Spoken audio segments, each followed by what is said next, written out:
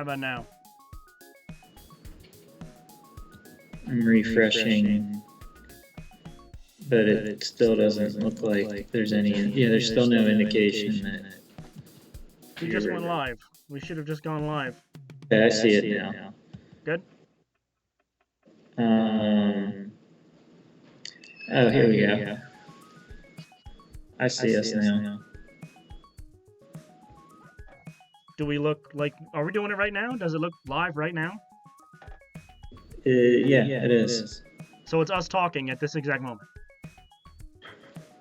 It's not like 20 seconds ago. Let me turn off the volume. Because that's really cool if it is.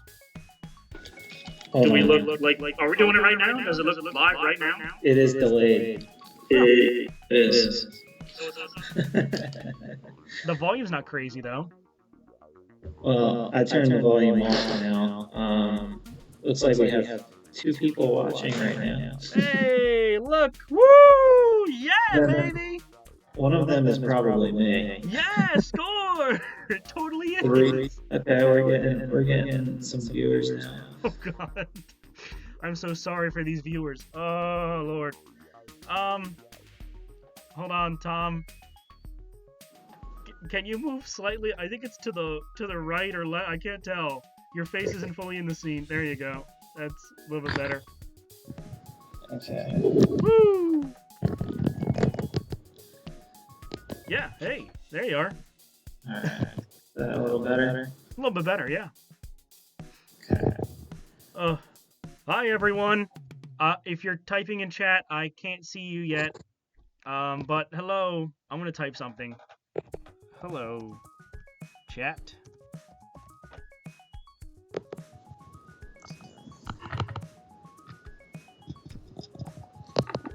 So, we have 2. Maybe one's my brother. That's possible. All right. Oh, 3. Oh my lord. So, tonight, wait a second. First, introductions are in order. Hello. I'm Josh. And Looks like I'm wearing makeup. What do you mean, Steve? Why, it looks fine. I have a bad camera. I'm working on it, okay? Tom looks wonderful. I don't look that good. It's not my fault, okay? It's not a fault of my own.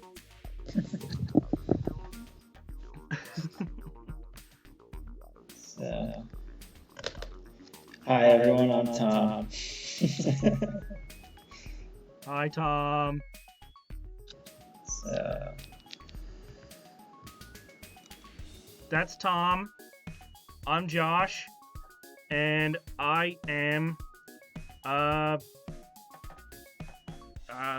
I'm a birder, and Tom is a birder, and we are going to be talking about birding stuff.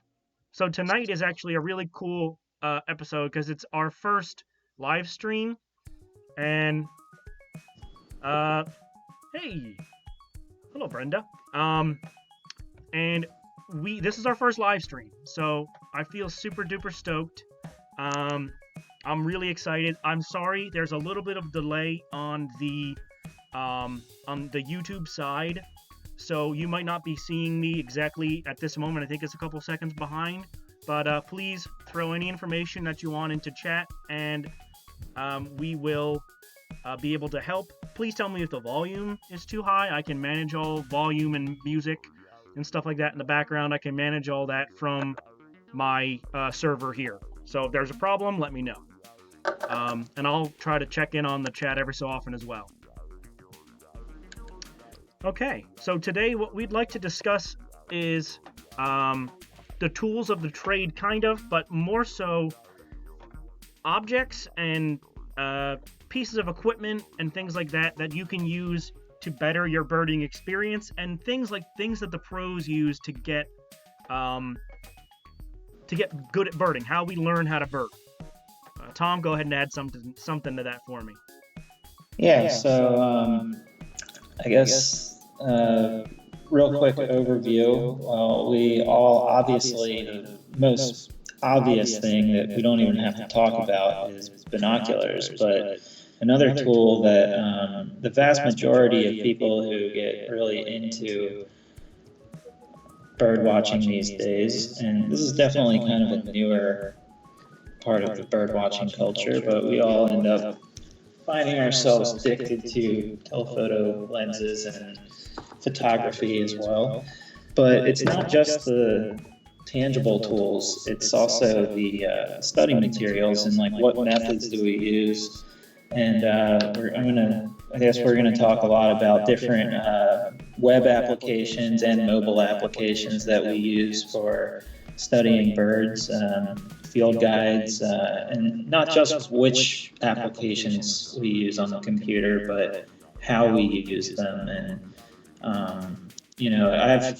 I've found through talking with a lot of bird watching friends that among all the different bird watchers that I know, we all kind of have our own little different ways that we study birds on our own time, and I found that interesting, so I thought that it would be kind of a cool topic to talk about tonight. Yeah, absolutely. We all kind of have our own methods, I guess is a good way to put it. We all have our own different styles of learning. Birding itself is I mean, in general terms, it seems really simple. All you're doing is looking at birds and understanding what the birds are. It's really that simple, but it's not. It's really not. And because we have birds that look really similar, and because there's birds that are hard to distinguish by call, or a lot of birding we do is by ear, so identifying and distinguishing birds by that, I mean, we need tools that help us distinguish, basically, right? Right. So I'm sorry, Josh. I'm getting a little bit. I had to minimize the YouTube screen because the lag is confusing me. That's fine. Yeah. I'll check on it every so often. I can see it without there being any problem. Okay. All right. So I guess let's just start off with the discussion or conversation between you and I. And Josh, you're going to have to handle responding and corresponding with any of the chat messages tonight, because I can't watch the screen and talk because the delay is like very confusing as I'm trying to think. No problem, dude. I got it. So anyway, I guess for starters, let's just, Josh, how do you, what's your favorite way to, like, let's say you want to go out and go bird watching. How do you go about it? Do you just go walk out the door? Do you put any thought into strategy? Like, is there any, I don't know, what's your birding style? That's a good question. Absolutely. So with me, I tend to be more on the, I have a couple spots kind of person. I'm on that kind of wavelength. I have a few spots that I tend to go to a lot, which I know you do as well. You have a few spots by your house that are really, really like popular. They're not popular birding spots, but they're popular bird spots. Do you know what I mean? Right. Yeah. Birds love the places you go to. I don't know how you do it. Yeah, I don't go to those hidden places like you do. I tend to go to the common public places because that's where I go all the time with the public groups that I bring out when I go birding. Okay, so I guess so we already have two varying birding styles here, and this is just two of many different birding styles, but I guess what you're outlining is that you usually like to go to popular hotspots. So these hotspots that you're going to would probably be found on our favorite website, EBird.org. And EBird.org has a wonderful different like variety of different ways that you can search and look up local and non-local bird sightings. You can search by region, you can search by country, you can search by bird species, you can search bar charts, so you get like a comprehensive list of species to a given area, and their abundance is graphed in bar charts. So anyway, eBird is one of my personal absolute favorite tools for research and for strategizing when I go out to go bird watching. And the reason that I segued into eBird is because eBird catalogs what it deems as bird hotspots, and you can actually suggest to eBird to make your birding location a hotspot. But the difference between a hotspot and just any old place is that hotspots on eBird have been identified as frequented locations where all of the sightings that are logged under that hotspot get cataloged into one location under that hotspot, so that you can kind of look at a specific birding place and see a list of what birds have been seen there. And it's more specific than like the wide category of a county or something like that. What I'm going to do right now is actually turn on my screen capture, and you're going to be seeing eBird. So the public guests here are going to be seeing what eBird looks like, and I'm going to kind of run through a little bit of it. Okay. And we could go an entire, we could go on and on going over the ins and outs of eBird. That could take hours in and of itself. This is just one of many things that I want to talk about. But Josh, would you be able to, and it's a little bit difficult right now because I can't see what you're doing, but can you kind of talk us through and show people what I was talking about with the hotspots? I can. So right now you should be seeing the eBird, which is a software developed by Cornell Lab of Ornithology, kind of perfected. You're seeing my page right now. So once you create an eBird account, you can go and scroll through the website. They have all kinds of things, photos and everything that you can see. But right now we go into the Explore tab on the top, and what we can do, we can even search species by individual species. We can research right here. You'll see where my mouse is over Explore Hotspots.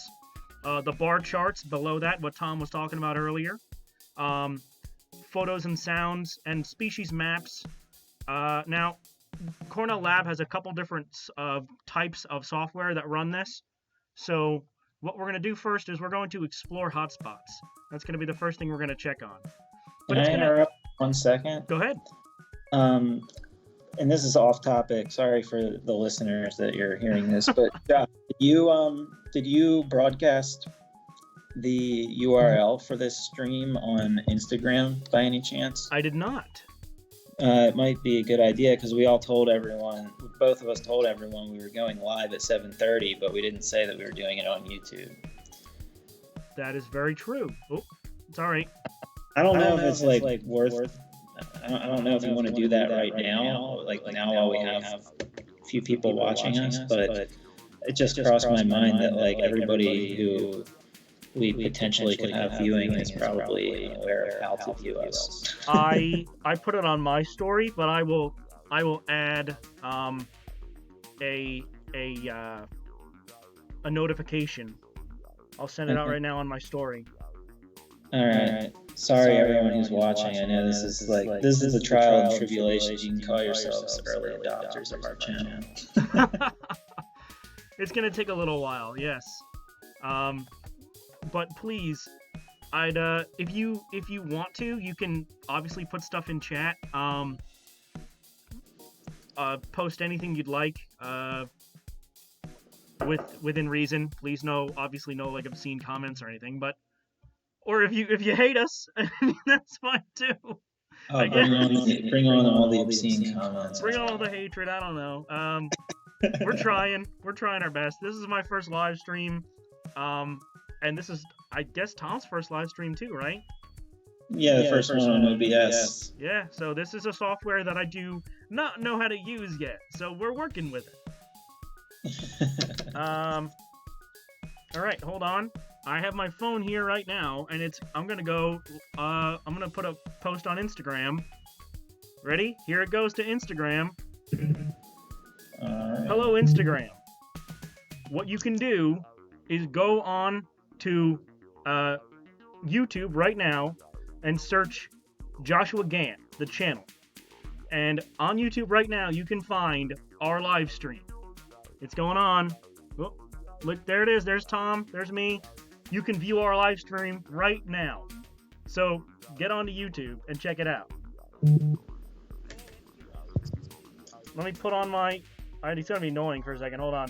Let me put on my sound on so that people know to put their sound on to listen to it. And there we go. Next, share it to my story. Now the people know. No, I put it on my Instagram, but that doesn't mean that everyone's gonna see it. You know what I mean? Yeah. Also, can anybody in chat tell me what they're viewing the video on? Are they viewing it on a computer or a smartphone? Because on a smartphone, it's gonna look like crispy, but on a computer, it's gonna look maybe a little choppy. At least my face will. Tom's gonna look fine. I'm working on it. I got a new camera, okay? I'm gonna do a review on it. Just give me a little bit.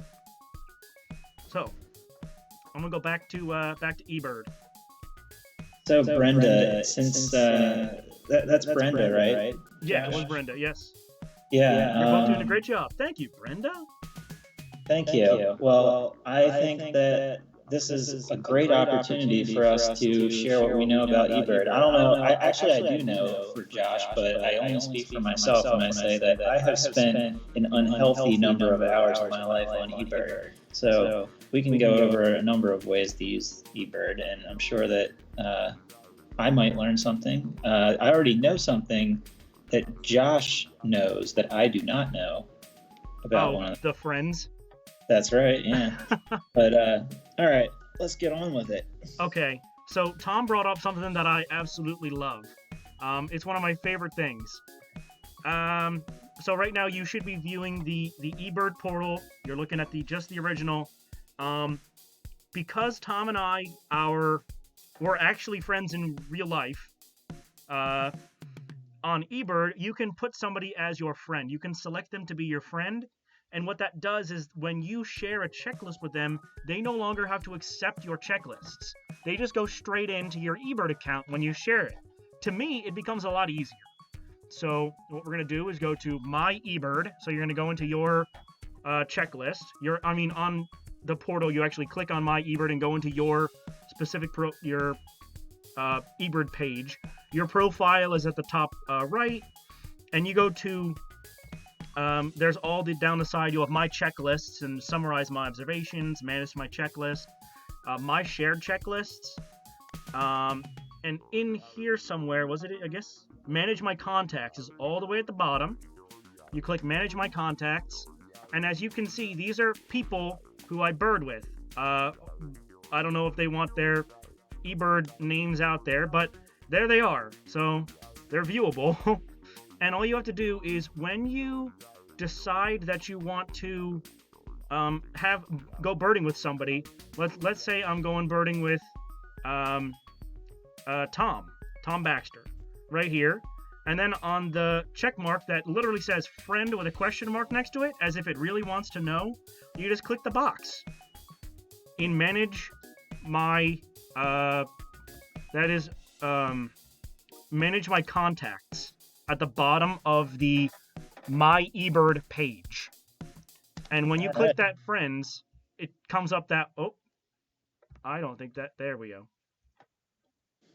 All right, Josh, I just added you as my first eBird friend. Hey! I followed along. Thank you, Tom. But that's how you do it. I'm a pretty antisocial bird watcher, so I only have one friend. You need the person's username to add them as a friend. You cannot add them with just an email. You need to use their username. You need to share it with them through their username. Now, Tom did not know that you can have a username that's not actually your name. Because Tom's name on eBird is Tom Baxter. Lame. I mean, it's cool and all, but mine is Eider Gray, and I believe there's an underscore in there. That's yeah. I just clicked check mark next to Eider underscore Gray. That's me. My friend. Yep. So if you share a checklist with a person and you have to use their username, and then after you've shared the checklist, you can go into my contacts at the bottom of the My eBird page, and you can add them. But again, you have to share it with their username. And a lot of people, are maybe a little wary to give their usernames out sometimes, but I really feel like they shouldn't be, unless you have some really crazy username, which Tom and I have talked about in the past. But anyway, all right. So that was a simple introduction to eBird. What I'm going to do is, what else would you like to show them on eBird, Tom? Can you describe anything else on eBird you'd like to talk about? Did we already talk about hotspots? Did we cover that yet? I'll cover hotspots right now. I'll talk about hotspots. Yeah, I think we should go over the different search functions on eBird and how I personally really like the bar charts, because the bar charts are really good for starting to understand the timing of migration and things like that. So once you click on the under the Explore tab, you're going to click on the Explore bar charts. There's a bar chart section. It's going to come to a choose location page, and what you're going to do is you are going to go down to, obviously you select your region, which is the United States, or you could select another region too if you plan on traveling.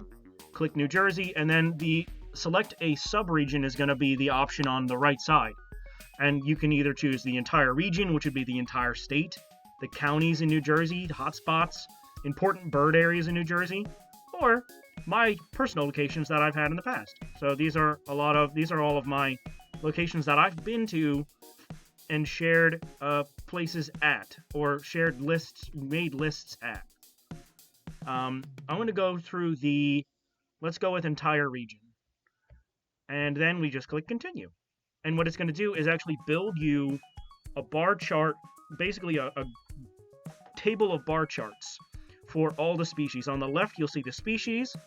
There's a map option, a feature that lets you see the map where the hotspots are, where they've been cited.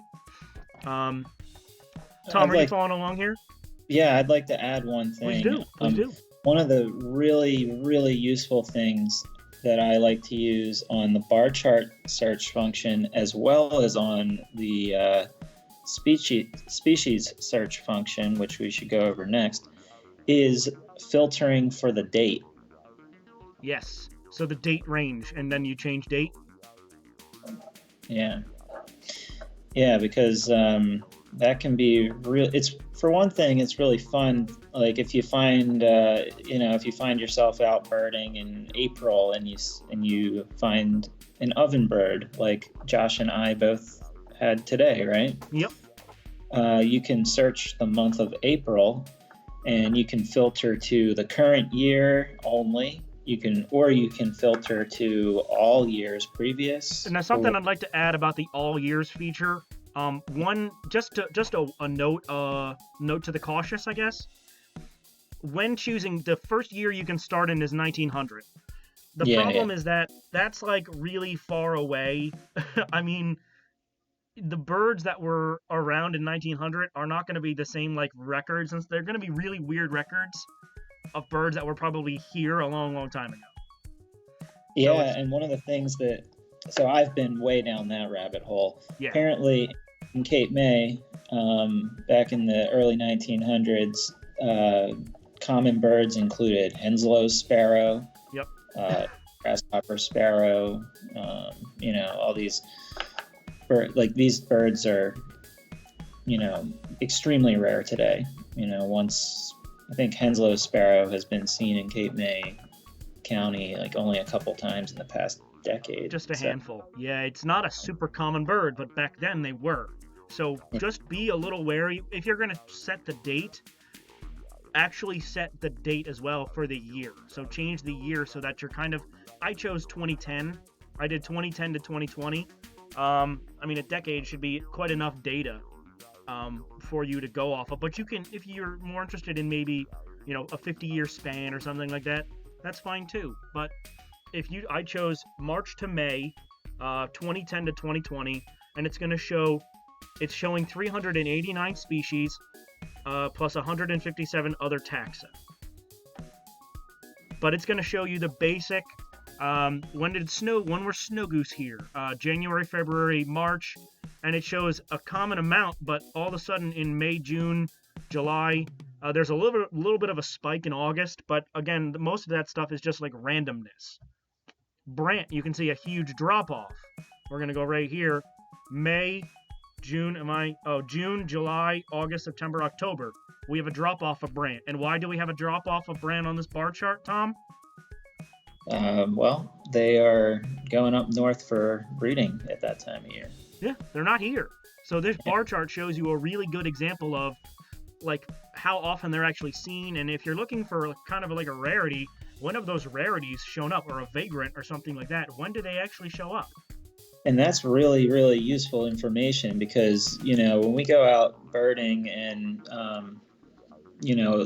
it's obviously a lot of the time, it's not going to happen very often. But when we have the luck of finding a rarity, we increase our odds of detecting rarities exponentially by being prepared, knowing that it's more likely due to the time of the year or something like that, like establishing.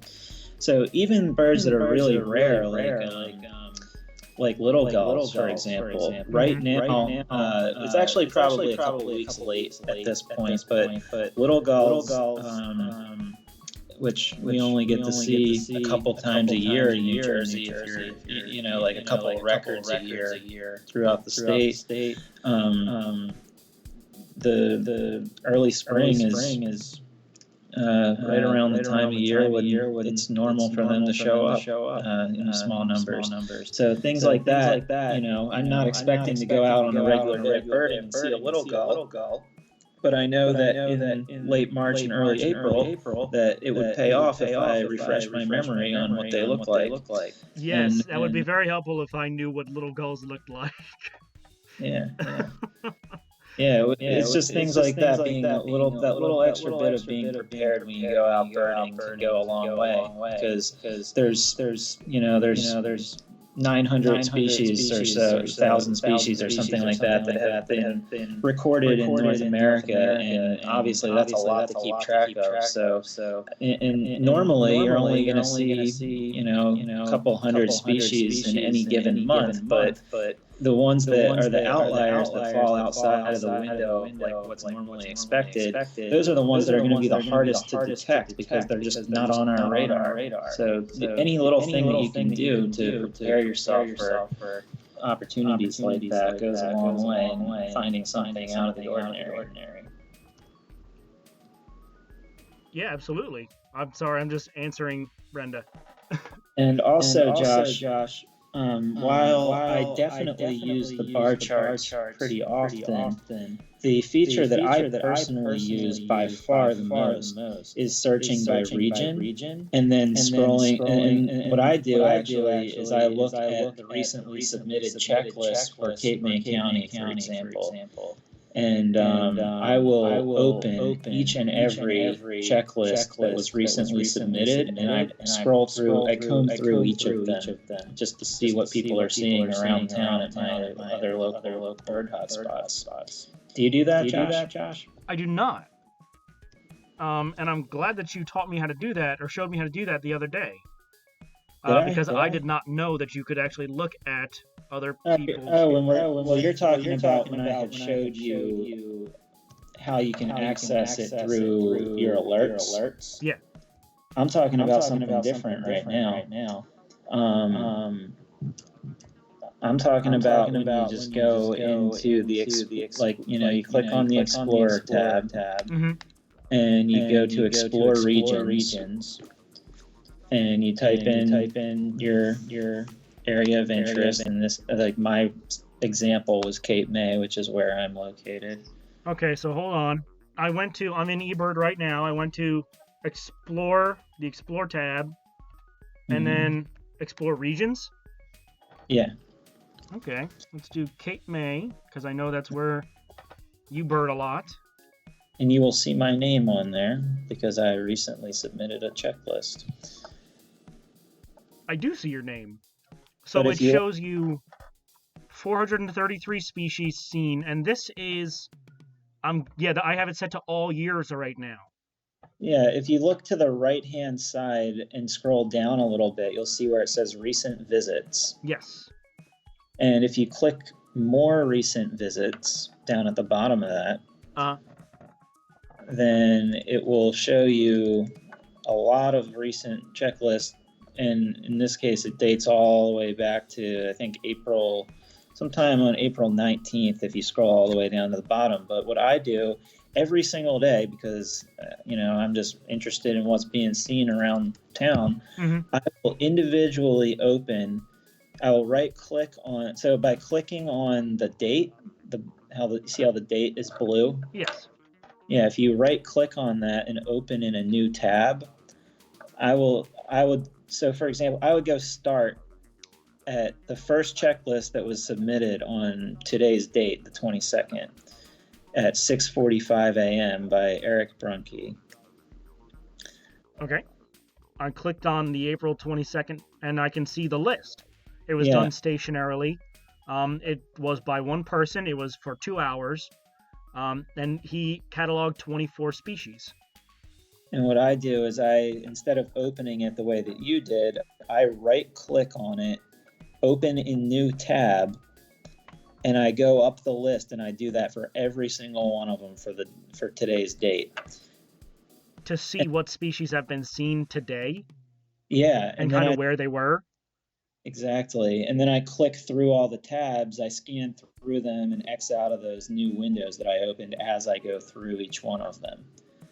So I'm going to go up to Tom Baxter's list right here, if you don't mind, Tom.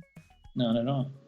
And we're going to go into, and I tend to, you saw a ruby-throated hummingbird today. Yes, absolutely. Yeah, and as a matter of fact, this bird was struggling. It was flying over the impoundments at Tuckahoe Wildlife Management Area, out in the middle of the wide open brute force of the wind in the middle of the day. It was way out of place. It was just cruising along over the dike out in the impoundment. Now, something that I'm just super happy to hear you talk about it, because honestly, you and I are very similar in a lot of ways. And if you were to look at my checklists for today or for yesterday or for the day before that or the day before that, any checklist I put in, and ask me about a species on that checklist, I might have a story about it, because that day there probably was either a reason for it being there, or like the ruby-throated hummingbird, it was just kind of random. Now, can you tell me, I'm just looking at the list right now, and you saw a blue-headed vireo, or did you just hear it singing? I only heard it singing. Right. They are a tricky species. They're usually only heard singing. That tends to be a very common feature for a lot of the vireos. Mm-hmm. And when it comes to bird identification, that's another pain in the butt, because you have to ID them, but you have to learn to ID birds by sound. Yeah. And is that a good segue, or do you want to talk more about eBird? Oh, we could talk much more about eBird if you want. I don't want to stay too long on eBird, but we can talk much more about it. What was next? All right. Well, did you understand what I was saying? How I open all of them, and then that streamlines the process of I kind of just scan through all of them real quick, and I kind of know what I'm looking for already, because I have my own seasonal birds that I'm targeting, and I just kind of scroll through all the lists to see whatever I glance at them all real quickly, and but I do this every day. You'll notice that the most recent checklist, the most recent checklist on the left where it says where it has the most recent sightings. Mhm.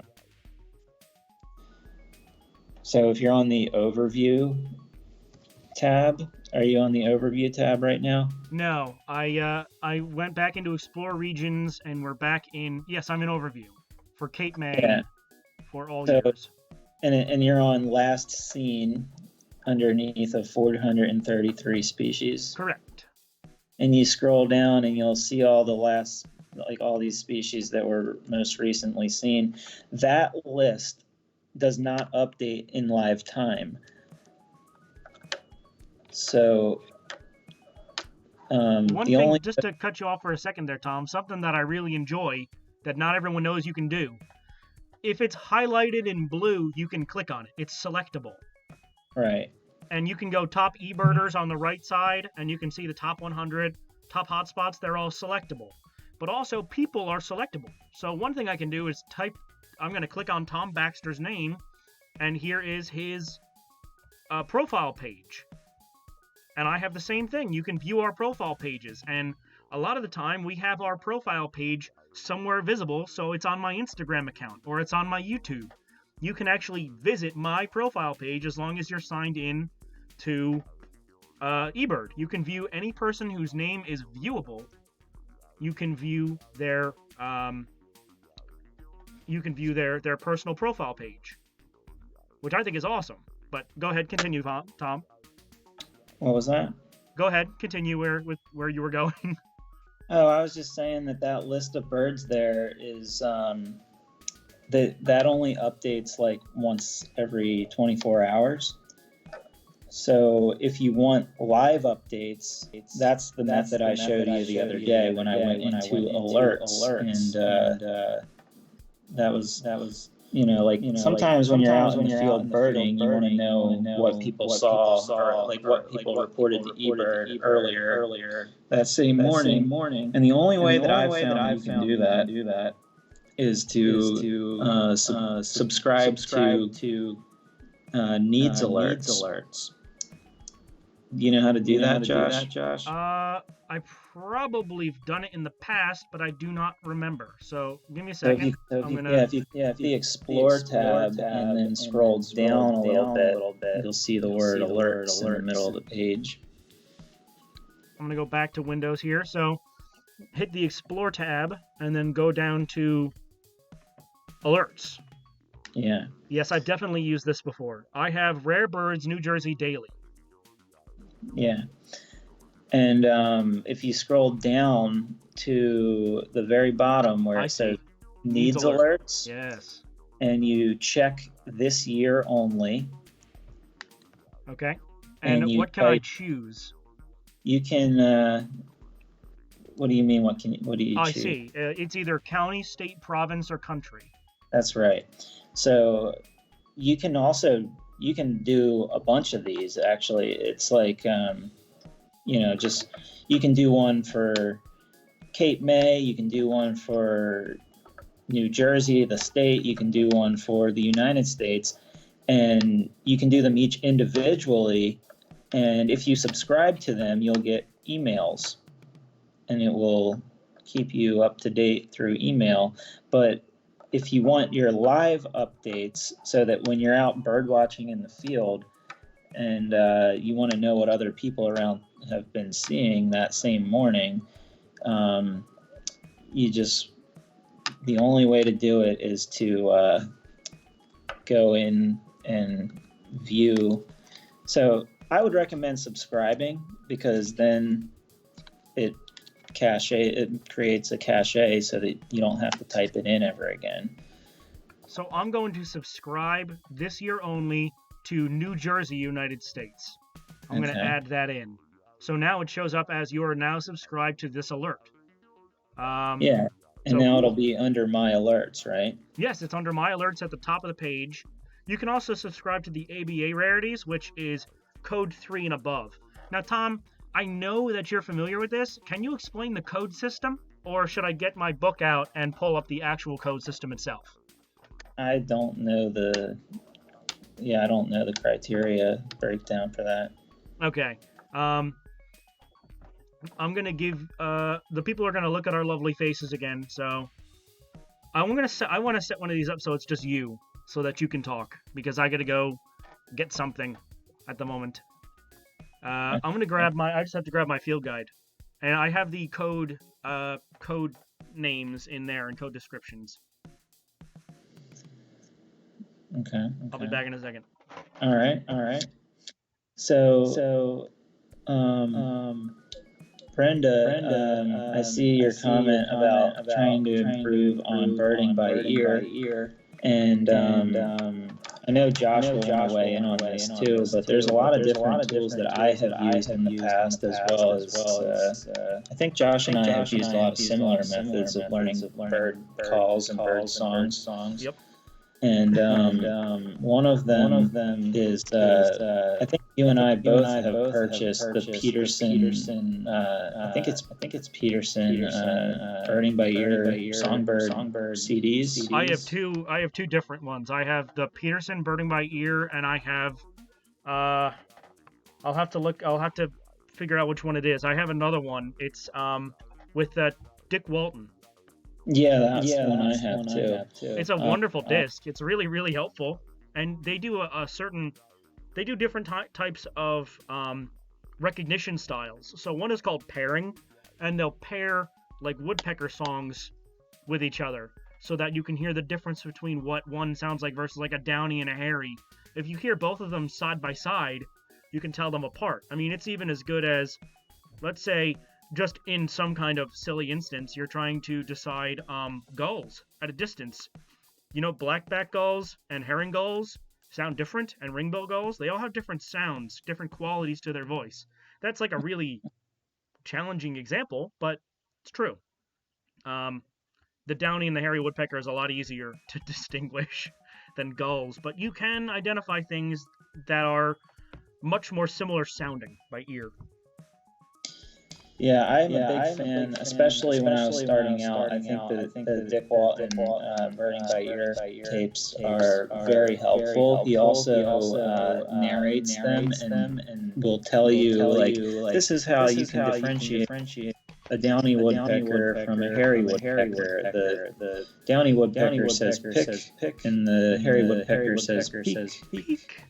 And then right after that, he'll play them. And it's a he has countless examples, and it's a really great way to learn, especially when you're starting out. Once you get to a little bit further along,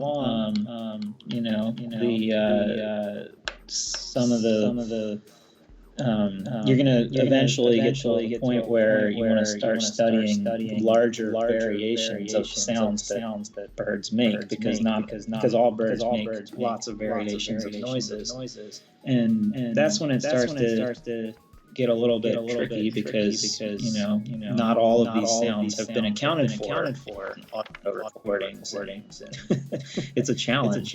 It's an ever evolving challenge. And xenocanto.org, xeno-canto.org is the largest public database of audio recordings of birds that I'm aware of, and all of the files on there are labeled with call type, whether it's a contact call, a flight call, a song, etc.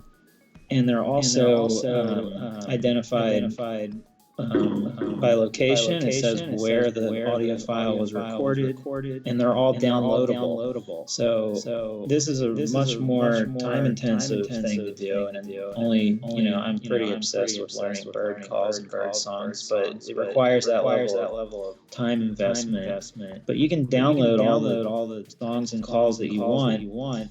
And I create my own playlist off of the audio files on there. I play them on shuffle and try and quiz myself and things like that. So it's a pretty intensive study method, but it's available and it's free.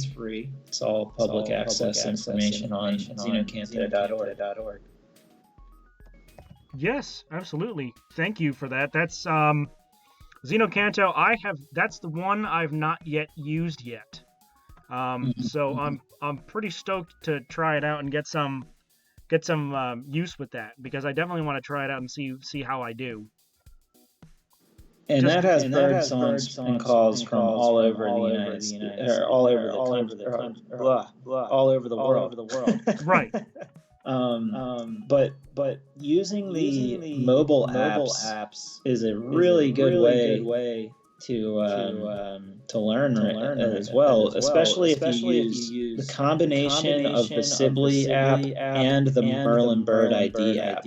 I have found that between those two mobile apps, just about almost every sound that I encounter out in the field is accounted for in the one of those two apps. So I have to thank you, Josh, for making me aware of the Merlin Bird ID app. The last time that I had checked it out was a few years ago, and it was in like beta, I guess, because it wasn't very high functioning. Right. But they've really improved it tremendously. Yes, it's actually been really updated very recently. Hold on, I'm actually searching for the codes right now. I have to figure out what because they come in. It's code 1, 2, 3, 4, and 5. And when you describe a bird as being a code 5, that means that it's not been seen in the country for at least, I want to say that was. I really wish I could remember exactly which one it was. I'm reading from the National Geographic Field Guide, which at the back has accidentals and extinct species. And for the most part, there are fewer than 3 records of the birds in the past 2 decades, or 5 records in the last 100 years. So that would be a code 5 would be less than 5 records in the last 100 years. Code 4 would be 2 decades, fewer than 3 records in the past 2 decades. And basically, that could be like an area, but they usually refer to that as all of North America. They're not talking about like, oh, it's, just to New Jersey or something. No, they mean like... it's the lower 48, isn't it? Lower 48, yeah. Usually, because it can actually include Alaska when it deals with Russian or Eurasian rarities. Yeah. So they all kinds of those up in Alaska, like all kinds of, especially shorebirds, and because shorebirds are long distance flyers. Right. The craziest stuff they've had like was that a putu they had in? Was it a putu? It wasn't a putu. Yeah, I think they might have had. I'm not sure about that. That's a Central American bird. Yeah, a bubuk, northern bubuk. I don't know. It's an East Asian species from Russia and Korea and Japan, and it was seen in St. Paul Islands, the Pribilofs, Alaska, and that was in 2017. But like I said, this book has it has a list of accidentals and when they were seen date-wise, and usually, like it says in the book, it is like a one bird, for every like, oh, it hasn't been seen in 100 years, or there's been less than 5 records in so long. But they are rare. These are rarities. These are what are known as, these are accidentals.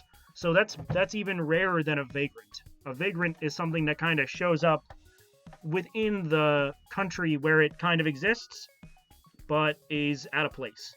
So, and Tom can describe to you probably better, because some birds that I would call vagrants are really not that much of a vagrant. To me, when I first saw which one was it? The scissor-tailed flycatcher? I thought that was a vagrant. But pretty much, they have a really huge territory because that's the kind of bird they are. Tom described that to me the other day, and it really it makes sense because that's the kind of behavior they show. They're wide-traveling birds. They're very scissor-tailed flycatchers in particular are very nomadic. They don't like regularly establish dispersal ranges. They kind of just wander, and they have massive wandering territories that range all the way up to Canada, from the Pacific and to the East Coast, and all throughout the Midwest. But throughout 90% of their North American range, they're a rarity that occurs regularly. They don't occur regularly in any one specific spot throughout that wide range, but if you look at the charts or the pinpoint maps of sightings, they're just widely dispersed and thoroughly dispersed throughout the whole country. Yet their only breeding grounds are in southern central United States, from Texas and Oklahoma west to New Mexico. Right, yeah. No, that nomadic behavior kind of makes them erratic. Yeah. But will I add Sibley too? That's a very good question. So, but I will add Sibley too. She was saying that she's so gonna. Sibley is that the free app, or is Sibley the paid app? Well, the Sibley app costs money. The Eastern version is $10, I think, and the full United States version is $20. But I personally find that the illustrations are really helpful for visual identification aid. I find them to be a lot more helpful than photographic field guides. The audio recordings on Sibley are pretty useful, but one of the best things about Sibley is the side-by-side comparison feature, where you can actually toggle. There's a feature that allows you to look at two different species. One of like the templates, the illustration templates. You can line them up side by side so that you can simultaneously look at them and compare them, so that you don't have to switch from one to the other. You can kind of look at it and hone in on the subtle differences on the app. And that's on the Sibley app. Yeah, that's probably the best feature of that app. But one of the questions that I was gonna ask for you, actually, Tom. You've seen the one I use. This book is a couple of years old now, but this is I can't even show it, can I? The National Geographic Birds. This is the full field guide to the birds of North America. So you can get these sectionalized, Eastern, Western, and others, but I have this. This is the whole North America. What field guide do you use, Tom? What's your preferred field guide? Definitely by far my most used field guide is this one. The Sibley to birds of Eastern North America. Thank you, David Allen. Yes. Yeah. And funny thing, David Allen Sibley used to live in Cape May. Yeah. And he used to take his children to the children's doctor where my mom used to work, and she knew him and his family before I ever met them, or before I was ever a birder. But just one of the cool things about living in Cape May, all the famous. I wish I lived in Cape May. Thank you. Yes, I know. But it's all right. Yeah. So the other thing that's cool about the Sibley app is that it because it has illustrations, it has really good coverage of various ages of birds. It's not. It's really not quite as comprehensive in photographic field guides usually. Personally, my favorite photographic field guide that I have come across so far, I think, is the Stokes guide. They have really good, and I definitely do like the Crosley ID guide too. I have them, and they're pretty cool. But the I have lots of field guides. I find myself using this one the most, the Sibley Guide to Eastern North America, just because it's it's the right size. The illustrations are good. Part of it is just I can flip through it and land on the page that I'm looking for without looking in the glossary because of how much I've used it. So, All right, just to let you know, we've been live on my record here shows us being live for a little bit of over 56 minutes. So I don't know. We can make this to between an hour and an hour and a half. I think that'd be good for us. I agree. So the field guide was one thing I definitely wanted to talk about. Merlin is the thing. So again, I know, Tom, that you're not as into. I don't know if you prefer the field guide in hand or not, like a book. If that's what you're doing, do you take a photo more so and then identify it later? Or are you like an in the field kind of person where you'd carry the field guide with you? Well, since I have the apps these days, I don't bring the field guide with me. When I was a little younger, before I had cell phone stuff, I would bring the field guide occasionally, but most of the time, when I was starting out birding, I really struggled because I would see the bird in the field and I would try and take mental notes. And then when I would go back to the house and look at the field guide and try and figure it out, it would usually be very difficult. I was struggling to remember the ID points properly, and sometimes had vague memories of things that turned out to be important ID marks. Right. So that was, it was pretty difficult to identify birds that way. So it's definitely a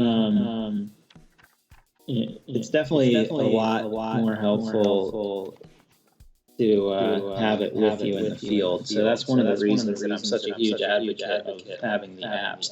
I still use the apps all the time, and like pretty much every day I use those apps. And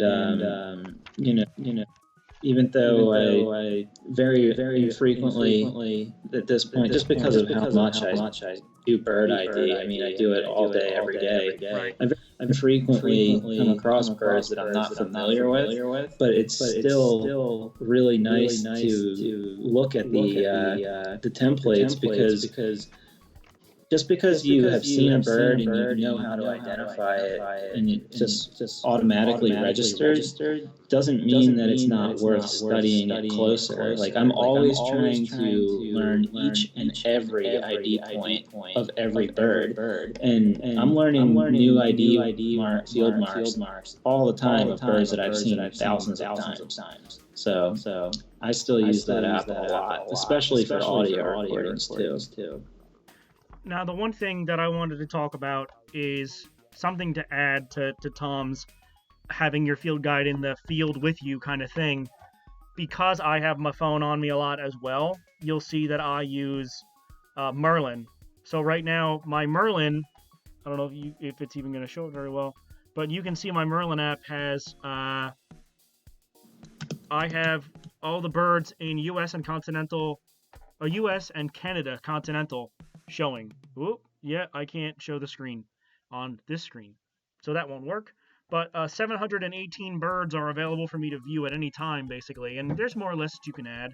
That's not the whole list, obviously, but that's not like all of the ones. There's a little bit over 800 that should be in a normal field guide, so you're missing a couple, but again, they've been doing some management with the eBird with the Merlin tool recently, and I really am beginning to, I enjoyed it. I enjoy using it. I think it's cool to have all those birds available. But I do bring my National Geographic in the field with me a lot, but the reason I bring it in the field is so that I can have people sign it for me. That's a cool idea. So do you know Rick Wright? I don't know if I've met him, but yeah, I've actually had online conversation with him. Yeah. So if you want to know, his favorite bird is the rufous-winged sparrow, and I can tell because I had him sign my book next to the rufous-winged sparrow. Cool. In April of 2019. I have birders that I meet in the field, or birders that I'm friends with, or birders that I'm fans of. I have them sign my book. Yeah, so that's what I use my field guide for. It's like a personal memento. even when people aren't happy that they're signing not their own field guide, which is okay. I don't think that John Dunn and Jonathan Aldifer are going to be mad for having another signature in their book. Yeah, so a couple other resources that I use for studying birds, if that's okay. Is it all right to go that way?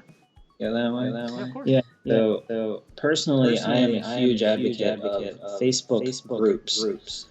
I know for me that I throughout different stages of time have spent way too much time on Facebook, and I realized that that's their entire marketing scheme is that they make that platform addictive. So rather than fight the natural urge, I just made it more efficient and more productive by joining as many bird groups and other types of groups that I'm interested in, like plants and herpetology, different plants, things like that. I joined as many of those types of groups as I could find on Facebook. And I still spend a lot of time on Facebook, but these days when I spend time on Facebook, I'm learning stuff about wildlife the whole time. I don't even see stuff on my newsfeed anymore from people I know. It's all stuff. Who cares? I need bird stuff. Yeah, give me that bird stuff. And it's awesome because every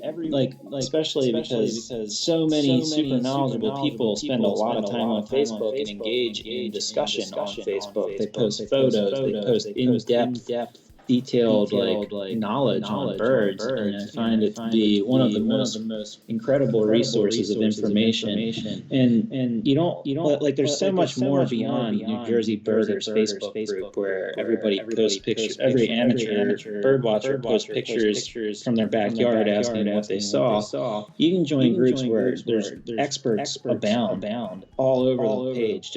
And I don't even really contribute that much. I just kind of browse and learn and glean information from all these people who, if you read for 5 minutes, you can tell that these people aren't faking it because they have such an in-depth amount of knowledge. Right. One of my very highly recommended tools for learning these days. Especially with how addictive it is. I spend so much time on there, and at least it's all productive. I could be wasting that time, but I'm not. So. Just to mention, Brenda, thank you for bringing up Crosley. I do appreciate the fact that so in most field guides, especially in most photographic field guides, they don't do what Crosley does. So he does a lot of different shots, angles, years, ages, genders. He does everything in his book. He does a really good job of displaying multiple things, which the Audubon field guide, the Audubon put up by the Audubon Society that have been put out for many years, do kind of a poorer job of that. They don't do a very good job of showing all the plumages. And one thing that the only reason I'm not per se a fan of photographic field guides is the fact that the bird in a picture is one bird at one time showing one thing. I like the idea of my Nat Geo because the National Geographic Field Guide is drawn just like the Sibley, just like David Allen Sibley's. And what it shows is not that one bird at that one time. It shows like a general idea of the bird you should be looking for, and then it gives a better description in the plumage. So it gives a description of the plumage and of the other field marks to look for. The ID by photo is very good if that's all you're using. So really, yeah, if you're a beginning birder, something like the Crosley's Field Guide where you want to see the pretty colorful birds and you see every bird, you want to see every bird you can't identify by ear yet. Yeah, Crosley's guide is really helpful. A photographic guide like Merlin, the Merlin app, it gives you multiple pictures of individuals. That's really helpful. But honestly, as you get more and more advanced, kind of the way that I started with Nat Geo. That was the first field guide I ever got, and I bought this is the 7th edition, the newest edition. The first one I got, I think, was the 3rd edition, and I got it at a yard sale for like 50 cents. And that's how I got my first field guide, and that's how I got into birding. Like, that was my beginning. That was one of my entry points. And this book, yeah, field guides are freaking expensive. This is like $30. I don't expect some kid who's like 13 or 14 years old to go out and buy a $30 field guide just so that they can go look at some birds. But to me, who's a more educated birder and who's been into birding for longer, just like Tom, we relied on these field guides when we were younger to really show us things that maybe we just needed to see at that point. Would you agree, Tom? Absolutely, yeah. And I said before, I still use them all the time. Yeah. It doesn't matter if I've seen a bird 1,000 times. I'm still trying to notice little subtleties that I never picked up on before, and it happens pretty often. Yeah, I completely agree. But that's my preference on field guide is the Nat Geo. Most other birders, from what I can gather, a lot of birders like Sibley. It's become synonymous with field guides. Grab your Sibley. I mean, it's a really good field guide. He does a good job. He's an artist, originally by trade. That's what he liked to do, and damn good stuff. But she's how many years have we been birding? I've been birding for about 15 years. I've only been birding for about 7 or 8. Yeah. I had a really funny introduction to bird watching. My introduction to bird watching was as a tour guide. Yes.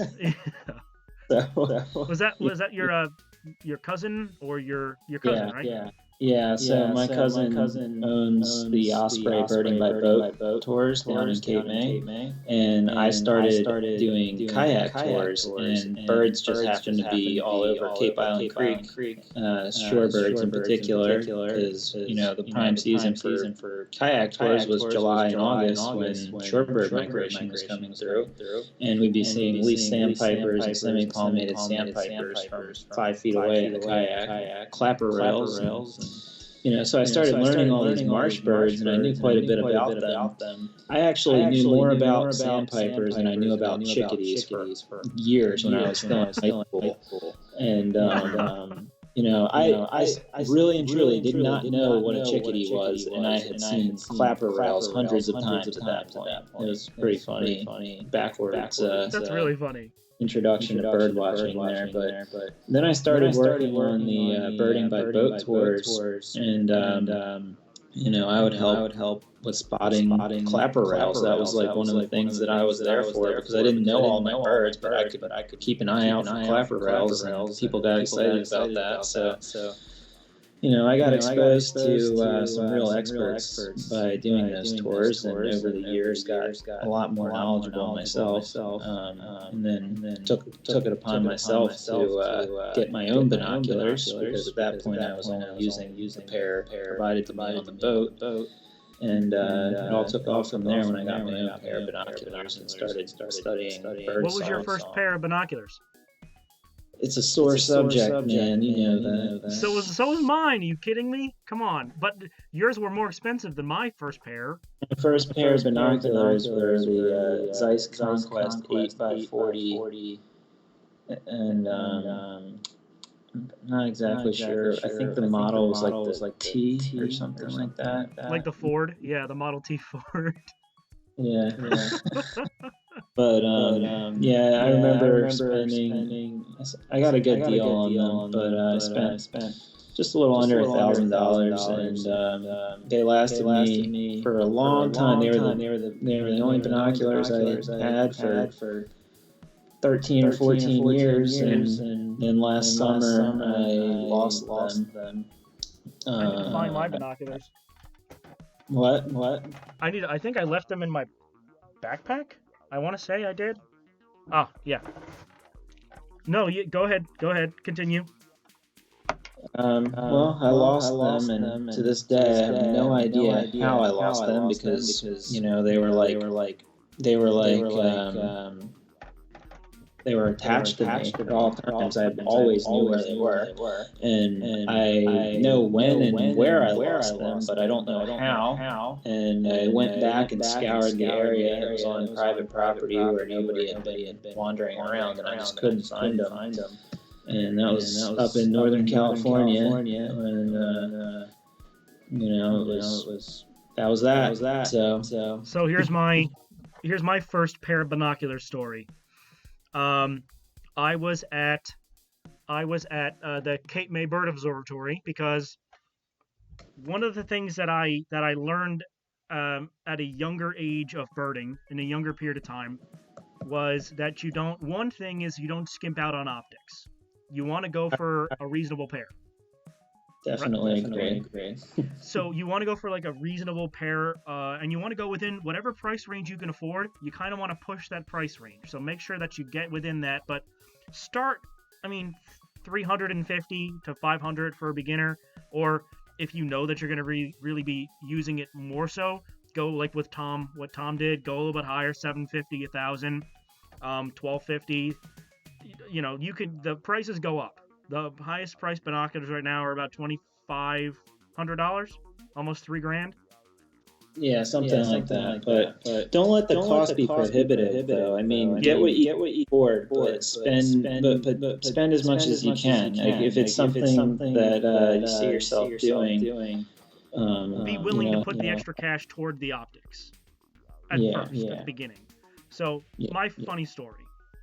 I started birding a couple of years ago, about 7 or 8 years ago, and my first pair of binoculars, my real binoculars, I bought from Cape May Bird Observatory because I wanted to go to a place that I knew could tell me specifics, and everybody at the Cape May Bird Observatory down in the Northwood Center down in Cape May, these people are absolutely amazing. Like, they're amazing. One, they're amazing birders.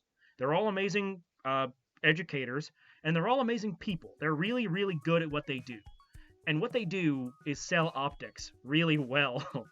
But they have a lot of choices. So, I asked for like a beginner's pair of binoculars in the $500 range. And I was pointed I pointed myself to the Vanguard Endeavor 4s. And I really, really loved those binoculars. Before that, I had been using a pair of my father's Bushnell binoculars, and I dropped them into the ocean at Barnegat Light. That was how I lost my first pair of binoculars that I actually ever got to use, and they were my dad's pair. So I lost them in between the jetty rocks on Barnegat Light. So Barnegat Light swallowed up my first pair of binoculars that I kind of stole from my dad. And this was when I was like maybe 16, 17. I was using his binoculars to start birding because I didn't have any of my own. So after I lost his, I needed a pair. So I went to the Cape May Bird Observatory. I bought that Vanguard Endeavor 4s, and I really liked them. They were a great pair. And what happened was I went birding with a really good buddy of mine he worked for New Jersey Audubon for a little bit, and he works somewhere else now. Maybe for the state. And after a really, really great day of birding Cape May with him, I left my binoculars on the top of my car in the case and drove away from a rest stop on the Parkway here in New Jersey. And they were gone. I went back there later that same day, and they were gone. So I had to buy a replacement pair. And I went down to Cape May Bird Observatory with the explicit intention of buying a replacement pair because I was going to Cape May that day to see sandhill cranes. And that's why I made like a quick decision and bought something in the same price range, because this was about a year after I had bought them. I lost them after about a year, maybe a year and a half. That's not okay. But I bought the Vortex Vipers, 8x42s, which the HDs, the Vortex Viper HDs, which are honestly pretty good. I mean, they're probably better in build quality and glass optics, a little bit better than the Vanguard Endeavor 4s. They both have their pluses and minuses, but I think these optically are a little bit better. Personally, for the money that you pay, they're both great pair of binoculars, and I would get the Vanguard Endeavor 4s if I could get them back. If I could find them, I'd still be using them. Optics are supposed to last quite a long time, And like Tom said, you used those conquests for what, 13 years, 14 years? Yeah, they would have lasted me for decades more if I hadn't lost them. And you can send them back to the factory and they'll fix stuff up for you. I mean, it doesn't cost too much once they're out of warranty, but while they're under warranty, I just had my Vortex Vipers fixed for nothing beside the payment for me to ship them out to Vortex. That was it. That was the only payment I had. They fixed it for free. I mean, like they're birders or optics people who want to keep your optics up and running for you. They want to make the experience streamlined. All right, Josh. I think I need to get going here. Yeah, I got to go to bed soon. Yeah. Long day at work tomorrow. All right. Thank you, Brenda, for joining us, and anyone else who's out there. Yeah, thank you. Thank you for joining us. I appreciate it. And we are going to close the stream out. So I was kind of coming up with a catchphrase, an ending catchphrase, Tom. So listen to this. I hope you enjoy it. Let's get the voice on. All right, everyone. Good night. And don't forget, bird on. Oh, I like it. Yeah. I want that to be my personal catchphrase. I want it to be bird on. And I want to end this with signing off. It's Josh and Tom. And don't forget to bird on. Something like that. Well, you can sell it better than I could. I like it. All right. Well, thanks everyone for joining us. I appreciate it. And Tom and I are going to do this hopefully more frequently, maybe like twice a month. If we can do that, we'll try to swing it, but we'll see. So thanks for joining, and I hope you enjoyed it. All right. Peace out, everyone. Bird on. Bird on. All right.